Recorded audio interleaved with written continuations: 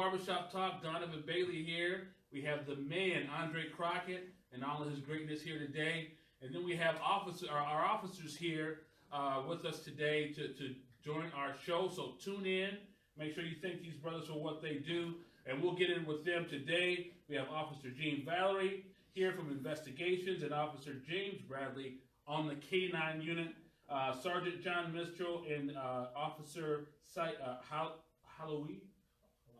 Halawi Saeed could not be in today, but hopefully we'll get those brothers out on another time. But thank you for tuning in. And as we do, we're going to jump into some elephants in the room right away to get us all ready to go. As we know in the barbershop, there are no elephants in the room, and we go right at it. So, fighting officers, if you don't want to jump into these conversations, you don't have to. But our director will get us all straight on these. Yes. I'll go off cue all the time. Okay, so it is All-Star Weekend, right? And I just need to know, who is the best dunker ever in your opinion? The best dunker, not dunk, dunker. I know that's a tough one. Oh, no, because he go. Oh, I know what he's about to do. I know, because he's a Florida guy. I know what he's about to do. I ain't gonna look over there right now. He gonna go with Vince. I gotta go with Vince because everybody. You know. I think I'm gonna go with Vince. Vince is 40 plus and still dunking. I think I'm gonna go back a little bit further. I'm gonna go with Daryl Dawkins. Daryl Dawkins. Black yes.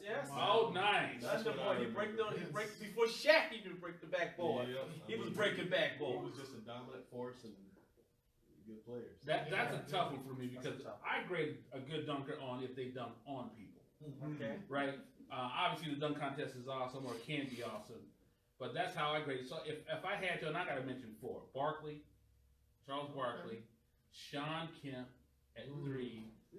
Got to go with Michael Jordan because he used to dunk on some folks, and then you got to get Vince Carter. I mean, double pump backwards on. I wish we could show the video and game, and then obviously the Olympics. He jumped over that 7-foot dude. You know what's interesting nowadays is during dunks, a lot of people they just step back nowadays. Yeah. Right. They don't. Oh shoot, it's coming to you. Yeah. Some of that. So tune into that tonight. Hopefully it'll be a good dunking contest. Okay, I'm going to put you two on the spot. Law enforcement in the music biz, right? Over Christmas. And I'm not dissing them. I love this personally. Sheriff Torgerson did a video where he sang with, I'm not sure what the young lady's name, a Christmas song, and it was a promo. If y'all didn't see it, you got to see it. You probably, y'all don't even like the sheriff, do y'all? I'm joking. But tune in to Sheriff Torgerson is singing a duet with this young lady celebrating Christmas for the community. So my thought is like, do y'all sing? And will you sing today? You know, I sing in the shower. I did my singing when I was in the choir in church, and that's it. I tried to hit a high note once, and that was it. I have nothing. No. What about entertainment skills apart from the blues? No dancing. No. Sometimes they have these kind of dances from time to time, but it's just a 2-step thing. That's about it. No. That's it. 2-step. Know your lanes. But I thought that was really impressive of our sheriff to do. He really turned it out. And then I'm going to go to something that's a huge elephant in the room, and I apologize. And to me, this is probably one of the biggest elephants in the room within our African American communities. And believe me, we're going somewhere with this as it relates to law enforcement. But Senator Kamala Harris, and this is not about politics. It's not about politics, but she's now running for president, right? And she's getting all this flack, whether she's black enough. She has a Haitian father, I believe it is, and an Indian, native Indian from India father. And so she's getting all this flack. Is she black enough? And it's crazy how this is going on, in my opinion. Look at the CNN article. I was going to play at least the audio for it, but I won't get into this. This CNN article, little blip here. And I got to be careful because my mom is at home right now watching CNN, and she loves Don Lemon. And Don Lemon does his thing. But if you watch this little segment where they're talking about Kamala Harris and blackness, he is so off. It is just messed up. Don Lemon, again, Mom, I'm sorry. I know you're watching CNN right now. But it's a prime example of where this argument is going. But just to give you a blip, here's some articles that are out. Why some African Americans are questioning Kamala Harris's blackness, the Washington Post. CNN Politics, Harris takes on questions about her blackness. Another one from the Baltimore Sun, what is the measure of blackness in a presidential candidate? Another one is from the Blavity website, Kamala Harris defends her blackness and her interracial marriage. And I'm thinking, man, this is crazy, personally, that they're going this far in questioning her blackness. But it goes somewhere, and I'm glad Politico published an article where she's taking this on. She loves this thing, and she's using it as an opportunity to teach folks about what it means to be black in America. But this is where I want to go with it. The Root did some stuff here. Some accuse her of not being pro-black because of her work as a prosecutor, saying that a prosecutor upholds a racist system. So, and I think that brings in what you all do as a profession, and I think the balance that you guys have to have. To me, I'm disgusted by this argument, and the thought is here. Okay, she was a prosecutor. So she can't, or is it legit? She was a prosecutor and she was feeding into the criminal justice system. Croc and I were talking about this earlier, and now she wants to be all things American. What do you guys think about that? Well, I mean, is the system broken? Yes, there are some things that need to be fixed, but ultimately that's what we have right now. Right. That's what we have to work with. Bringing up, the agenda. A lot of people bring up a lot of stuff just to kind of bring out their agenda. Everyone has an agenda that they're trying to bring. Right. So again, is the system broken? It's been like that for years. We need good that it's out there so people can bring it up and talk about it. But ultimately, man, you have a job to do. Right. You do it to your best of your abilities, and look out for the victims. Right. In the system. Don't try and blame others for stuff that you did wrong. Right. That's the way I look at it. Right. So, are you all? And I can only, and I was an officer briefly, so I can't even hang with you two. I'm not even in conversation. I ain't even in the neighborhood, whatever. But for the small amount of time that I was a police officer, I did feel that divide of being an African American, and all the issues that are out there. And this is way before Black Lives Matter and all kinds of stuff. I'm old. No, we went to school together. But I felt that pressure, and even my family was like, "Nah, you can't be no cop." You know. Do you all feel that pressure as African American cops? I guess I don't feel it. I'm sure it's out there. But, there was once I was downtown here, and maybe this is an example of something that happened to me. I was walking to a gas station, and of course there was some older guys that were there, and the guy's statement was, "I didn't know Rochester had colored officers." Right. And it's kind of like, how do you address that? How do you say that? I mean, this dude's, it's that's the way he was brought up, I guess. Right. How does one address something like that? And I said, there's a few of us here that work here. Right. We're glad to work here and stuff, but it's out there. Right. So we have to deal with it as public servants the best way we can. Right. We're a community servant, and everybody's gonna have their opinion about things. So Right. And I'll piggyback off of that. We've all experienced, at least I've experienced a few things. I worked in the county for 4 years. Dude, you worked in Manorville. Manorville and Dodge Center and Claremont area for 4 years. So, I kind of experienced a couple things. I remember my very first day on the job, I got in, someone made that statement to me, and I'm not gonna push that. I'm not gonna push that right now, but and my coworkers stepped up for me, so I felt like I was being supported. So that was good to see, and I miss working with those guys, but it was good. But just like he said, a lot of people have said, I don't know, we have black officers in Rochester. Yeah. But we don't, our department, I think, hopefully will get to that where we kind of, I'm trying to figure out a way to say it. Balance the numbers so you can see what we have for our community and what we have people representing PD. Yeah, we've all experienced different things in this job, but again, you get that same question. Yeah. I didn't know All there the was time. bad officers here. And for that's why we're having y'all out here. If our audience was honest, both inside and outside of the African community, they're all, some are doing a double take right now, seeing y'all here. If we had Officer Saeed and Sergeant Mitchell, they would really be like, it'd be national news, right? Sure. And I say that kind of facetiously, but we are really thankful that you guys are out here today for many reasons, and we appreciate what you do. From the Barbershop Talk family, we're thankful for what you do, and we are supportive of what you do. So thank you for coming. Again, we have Officer Gene Valere here from Investigation, and Officer James Bradley. That's it right? Gene Valere. Valere. I went to school with this brother. Valere, that's a Valere. I don't even know. I'll get him later about that. But I'll ask y'all a question. So, what was your interaction with police officers growing up? Mine wasn't too bad. I grew up down in Florida. You know, like I grew up down in Florida there. And, you know, we had a few interactions, not a whole lot. The one that stands out the most was when a guy crashed his motorcycle right next to our house. And one of the guys was a black officer, the other guy was a white officer there, and they came investigating and stuff like that. And, you know, we didn't have any negative things at that time or anything like that. It was a positive vibe. And the only other time that I guess I would have had another one, I got stopped, pulled over for speeding. But outside of that, I haven't had any negative per se. So not so much negative for me. I grew up in Little Haiti, in Miami, Florida. We didn't really have too many officers right through our neighborhood.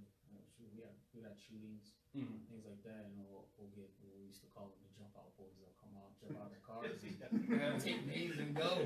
I was like, oh wow, what is going on? So, but as I got older, we moved to the north side of Miami, and there I had a coach that was an officer for our defensive line when I played. So he was in the school as well. After school programs, we had an officer that would be at the parks. I lived across the street at Cagney Park. He'd be out there, work at North Miami. He'd be out and about on his bicycle or in a car. He'd be hanging out in the park talking to the kids. That was my interaction with him. I didn't really have any negative interaction per se because I wasn't driving or doing anything until I left college. But it was good to see. I was in kind of fit that mold. Okay, this is something I want to get into. So, and my little brother's a police officer in Miami now. So. Oh, really? Yeah.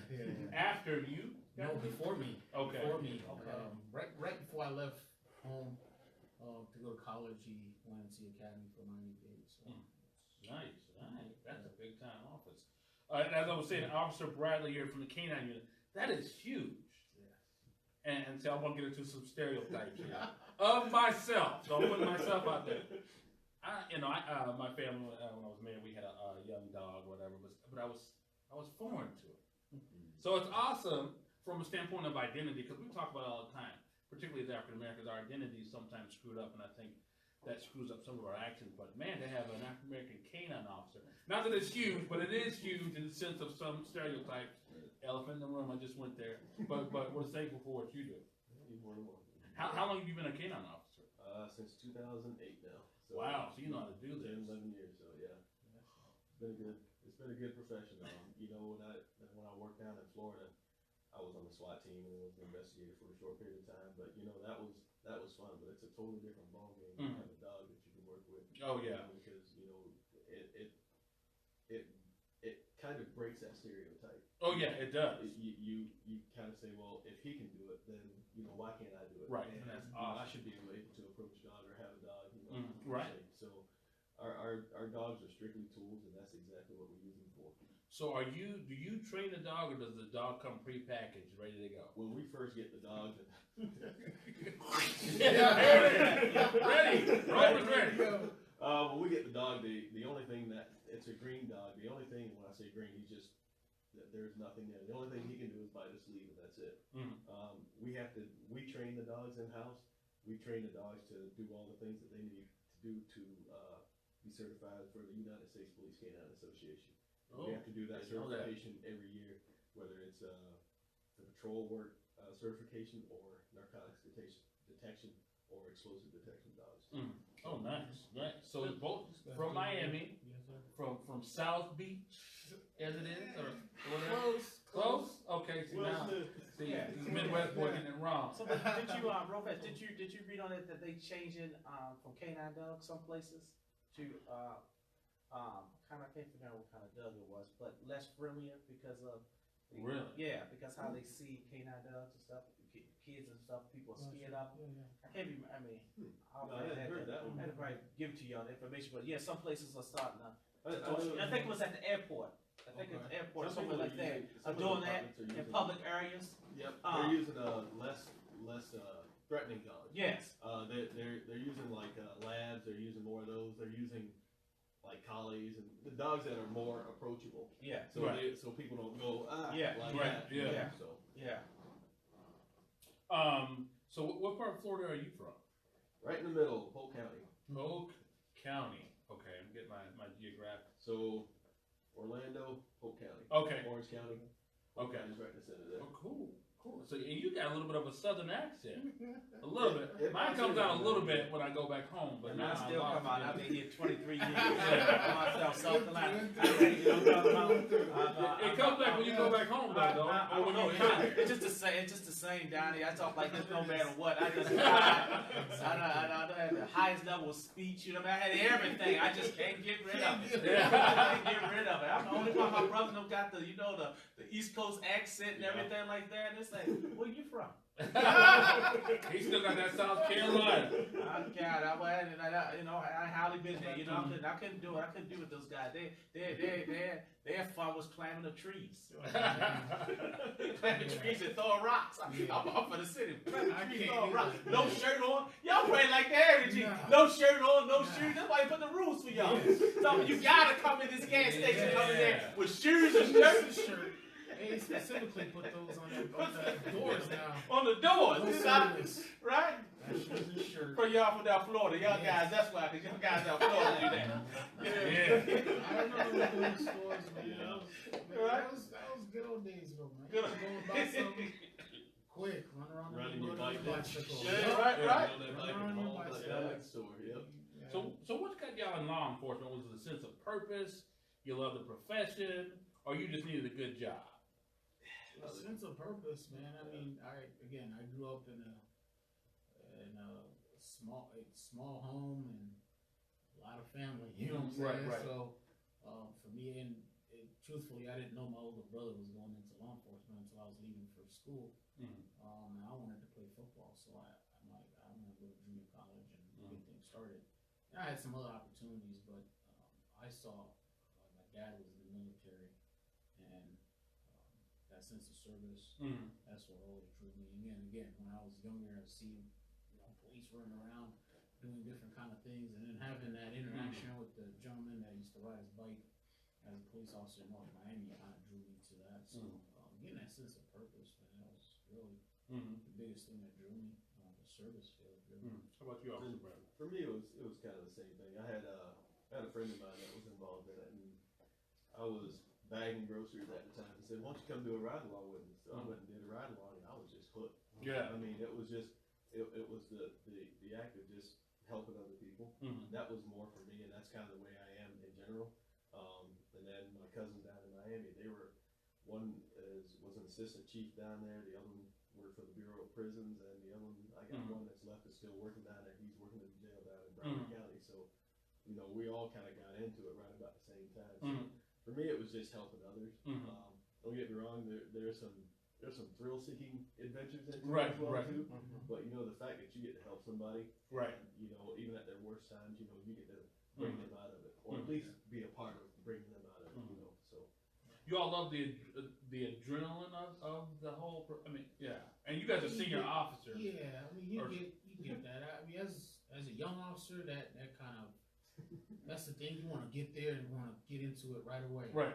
But as you start understanding the job a little bit more, you be a little bit more precautious. But because you understand the job, you understand what's needed. Because you're dealing with people at their worst. You're right. When the police show up, everybody's is on a heightened level. So that's on you as a trained officer, as a senior officer, to come in and kind of get things calmed down a little bit. Like I was telling you guys earlier, you train these young guys to come in, and they're Yeah, 100 miles an yeah, hour. They yeah, want to right. get in there and start things, Yeah. but you get a chance to teach it a little differently. But yes, there's some thrill seeking. I don't get me wrong, but ultimately you got to know what you're doing. Right. Be able to handle it. That adrenaline, again, I was in it very small, but that adrenaline was like nothing else. Not that I was an adrenaline junkie, but I think I was surprised by the young officers they were doing. I'm like, dude, settle down. Well, you get guys that when they come in, they have that how you say that, their thought of what police work should be. Right. I should be driving my car fast all the time. Yeah. I'm gonna jump out on people that are doing wrong. Right. It's like, well, that's not what the job ultimately. Right. It's not everything. You know what I mean? So, I'm trying to get guys to understand that when they come in. Right. You get that chance to know people. So that's helpful. So odd question here. We got a basketball dude. Y'all don't know this dude was I seen him a move. super hooper, I right? seen him move. And he be hiding all this stuff. So Yes, he does. we could have a show on him alone. But I'm thinking of referees. Referees, right, will always get negative press, right? No matter what. Are you all in a profession where, as much as we try to show how great you guys are, and that's very, very true, are you all in a profession where people are just always gonna think negatively because you guys got to hold down the law? Yes. I think a lot of things get pressured. We just get, once they see something bad somewhere else, everybody just gets labeled with it. Right. It's up to us where we're at in Rochester, Minnesota, to put our best foot forward and show the community our integrity and how we work with everybody else. Because we don't want to be stereotyped like some of the other bad apples and stuff. Yep. We want to put our best foot forward and show people this is who we are. We don't perform that way, or we don't train that way. We are Rochester PD. So how did you guys feel? And Crockett has a lot of concern here during the height of the Black Lives Matter, and we know it's bigger than that. 5-year period where it was super intense, or at least the media was covered in a super intense way. How did you guys feel, particularly like after Dallas? That was some scary stuff. I mean, how did you guys personally feel? Were you guys on? I mean, your senses on alert, all kinds of stuff. Yeah, you're always on a sense of alert because of what the job you do, because you just never know. Okay, did I cross the wrong person at a certain time? Does he have a, does he have? And that's a hard thing to do because you got your family that you have to worry about. If I'm out and about my family, I need to be worried about them. Right. Or other people don't have to do that. You know what I'm saying? Right. So my sense of heightened, it's always heightened your security for you and your family because you just never know. But like you said, 2014, I think it was the year of change, right? Yeah. I just did a little training here. The former chief of PD, chief of police in St. Paul came Rochester and did a training on implicit bias and things like that. And that was great to listen to him talk about his way of doing things as a senior, as a senior member of the department. So that was great to listen to his insight and ask questions and to listen to him talk about some of those things. But you get that change, man. Again, I could easily be a statistic. Yes, I work in Rochester, right? But I'm also a black man, right? Right. Yeah. So if I leave here and I'm driving, say for instance, I leave my jurisdiction, I'm somewhere else, and I know better. Right. I'm a 41-year-old man. I'm not gonna be out there causing problems. Right. You just never know. Right. Maybe you catch me at the wrong day, right? Right. Exactly. And something's going on, so I could easily be a statistic, both in uniform and out. Right. So I mean, nothing's changed just because I'm an officer. I still go through some things. You still got people that look down on me because I'm a black man. Also, you got people that look down on me because I'm an officer. Right. So I mean, how am I supposed to take that, man? You juggle that. Like Right. I asked that question earlier. How do you juggle that? Do you feel that pressure? Well, yeah, sometimes I do feel that pressure. Am I supposed to? Every time I go to a call, am I supposed to take a brother's side that's done something wrong? Right. Granted, that's not every time I go to a call. Right. It doesn't involve a black person, but or am I supposed to stick with the blue? Or that's not what I do. I'm here to toe the line. Right. Between right and wrong. So that's the way I look at it. But yeah, when that 2014 rolled around, man, that whole thing in Baltimore went down. It was just like, oh man, right. We got a lot of stuff to talk and about. that's my old stomping ground, right? You know, around the area. So my experience with police officers is totally different than that. Kind of because we're you know, where I was born and raised at. They actually call the feds, the federal government, because the murder rate was so high in a block that we actually lived in. Whereas they would actually leave bodies on the ground for us to look at and say, if we continue to do what we do, then we'll be, be in that statistics. And so that was traumatic for me. You know what I'm talking about? You know, if I didn't know I was in a comfortable place, with you and Gene, I'll still have some of those triggers. You're talking about, I'll still have some of those triggers. You know what I'm talking about? Because we've seen a lot of corruptions and a lot of stuff. So we didn't see positive cops where I come from, right? And then we look at talking about historical trauma. Police officers in the 60s and 50s, and you want to talk about I mean, sometimes probably when we do trainings, we're part of county, so we understand that stuff. When we do training, we never look at, even social work, look at how social work took the fathers out of the house and destroyed the whole thing, and the welfare system wasn't ever designed for us. And so what I'm trying to get down to is this: because of the force wasn't never designed to protect us, right? And sometimes because of we don't like to talk about that part of history, it's important to add that in the training. To why African Americans, see what I'm talking about? Why we had that, right? So I don't have to do nothing wrong. 30 miles per hour. I don't care if it's huge. I don't care if you look like me. Hey, I'm stiffing up. Don't let. I'm driving. I'm driving 20. I'm driving 20. I do that. I'm driving 20, right? I'm driving. I ain't do nothing wrong. Right. Sometimes I go to the store. I want to tell them, also, I'm not stealing. I got a pocket full of money. But you see. I mean, I'm trying to take every precaution. I'm not. I mean. Those are the things that we really have. That's why I say that circles are so important, right?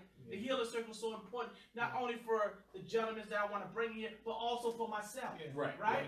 I need to be able to overcome some of that stuff, right? And I don't care what kind of psychologist and counselor I see, it's not going to help me. I need to be in front of some officers, and we need to, I'm talking about, to work through these things. Black officers and white officers, right? We don't see, when you deal with trauma, you ain't seeing color. Exactly. I'm looking at that badge. Exactly. The blue. Yeah, you're right. The blue. You don't see the color. I don't see the color. I see the uniform, right? It's blurry to me. And that's what I'm talking about. It's just try to get others to understand about saying, oh, we don't need to bring that up. Why we got to talk about racism and prejudice, but we have to talk about it. It's a lot of us still dealing with trauma. Exactly. Well, as you say that, we talked about that training with the chief came down. That was one of the main things we talked about. It was about canines. Yes, 1960s, right? That was a single one, right? Water and gun and water holes. and drugs. And dogs. And he talked about that, and that was the big highlight of a person that's in law enforcement that brought that whole idea out. Why don't we use water holes and dogs? And that was the whole basis during the march. So that whole thing happens. So you still get that, right? You get that when the dogs come out. It's like, oh, we're right back to the 1960s. Right. But like you said, it's a tool. It's not necessarily what it's used for. But ultimately, that's what it was used for back then. Back then, it was more of a threat. And I'm just guessing because I don't know for sure, but I'm just guessing they found the baddest dogs they could find, and they just unleashed. There was no governing over the canines back then. It was just boom and you're gone. And it's funny because I was watching. There was something on the other day, and I got to thinking they were showing the water hose thing, people getting hosed out, and then the dogs and stuff like that, and I'm like, there's no way any of that would fly around here today nowadays. I mean, where was the protection then? Where was all these groups at then? You know, that's it what baffles paved the me. way. That's what paved the way, though, man. You get that's what you need. You see, you want to bring that up because it's always there. It's always out there. Like you said, I do the same thing. You know, if I'm driving, I'm a police officer. Ooh, I see police. Yeah. I'm like, good. You forgot your office. Ain't that right? Good. You gotta get back. Oh, I'm an officer too. I'm blue. You just never know, man. That's part of it, right? And you hear all these different things out there. So you want to bring that. You want to bring that up because it's always there. I've gone to stores and get found. I'm a trained observer. That's what I do. I'm a Right. police officer. Right. Yeah. If every aisle I go to and I see the same person and you're looking at me, that means Yes. you're following me around. Yes. Right, right. I've experienced that several times Yes. in this time, man. Yeah. Oh, yeah. Several times. Yeah.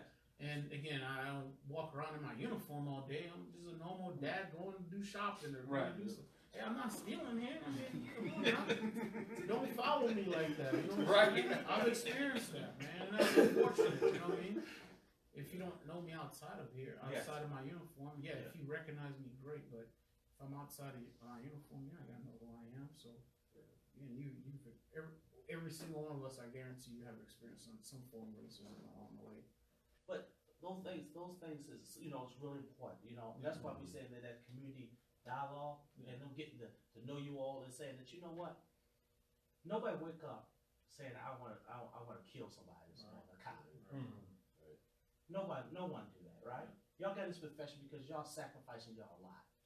Y'all putting everything out for me that I can be safe every single, every single day. And I commend y'all for, y'all might not hear a lot, you know what I'm talking about, but I commend y'all for the work that y'all do and how y'all, protect us in our community. You know, anything I can do to try to get the kids to relate that, to understand how important y'all job, really is. People really just don't know how important y'all job is. Right. I don't care. You don't get paid enough money to risk your life. Yeah. Right. You don't. I don't care. I don't care. You know what I'm talking about? I don't care how much money. I don't care if it's 200,000, 20,000. You're risking your life every day you go out there, and you have a family, right? You at the end of the day, you have a family, and every man want to go back home to his family. And so so what me and Donnie want to do again, we want to do appreciation. Yeah. We did it, I think, 2 years ago, but we want to do it on a bigger, on a bigger scale. This time on a much better scale than we did, last time, a couple of years ago. And I think we can get ahead of that, ahead of time, somewhere in like July. But we'll figure it out. It was real nice, and I think that people still talking about it. 2 years later, and I couldn't do it last year, but that's what we really want to do, and just getting y'all out there and saying these black boys need to see y'all. If I ain't gonna do nothing else, it's that saying, and I'm pushing it hard that these kids just, every one interaction, two interactions, they just need to see someone in this community look like them, give them a little hope. Because I know if I was them, I want to see you all. Right. I want to see you all, because I might be one. I might turn out to be one of y'all one day. Right. We'll take it, man. Huh? We'll take it. I'm too old for that now. I'm too old and I'm crazy. They won't let me do it. They won't let me do it. They talking I'm gonna restrain this brother right here. I appreciate But you no, saying but that, on man. your side though, I really appreciate it. I mean, I'm really, not because I know you and stuff. I mean, I see the work you do. I mean, y'all ain't out there, cameras flashing everywhere because you're doing that. But it's noticeable. People do notice. Especially the kids notice that. So what you're doing is not in vain. For sure. Well, I appreciate you saying that, man. Yeah. I'm hoping we can get ourselves out there and try to get these guys in. Us four anyway. But got a lot of women in our department as well. They're doing a lot of good things, and a lot of other guys in our department are standing up for the right things. So I like the work that I do. Could it be better? Could our community relations be better? Yeah, it could be. But right now, we're not represented very well. I mean, for the community that we have, it'd be nice to see a lot more young guys get into the profession, come in and try and make a difference. So hopefully Chief Franklin's putting a lot of good agendas He's doing out a good there. job, yeah. So far, it's putting some good things out there. We'll see where it goes. Again, not everybody's gonna buy into it, but we gotta start somewhere, right? Somebody gotta start for us, right? Right. Yeah. So. Well, there you have it. Barbershop Talk. Thank you, Chief. Excuse me. Officer. He be that soon. Well, Too much. I think I was predicting. That was Good prediction. Officer James Bradley, Canine Officer, and Officer Gene Valere. up in here. We are thankful for y'all. As Crockett said, we are Barbershop Talk, and we are about the African community, the African American community. We all do better when we all do better. Thanks for tuning in. Thank these officers. When you see them in the community, write them a letter. These are great community servants, all of our officers, and we're thankful for you all. They do take free donuts. Free donuts. Wow. Send donuts to RPD. No, don't do that. Don't do that. They gotta stay in shape. They gotta stay in the shape. ones with the bacon They gotta on stay in them. shape. You too, right? Nah, I might take one out. Take the bacon. The bacon. Pick that. Don't ever bacon. Thanks for tuning in, Barbershop Talk.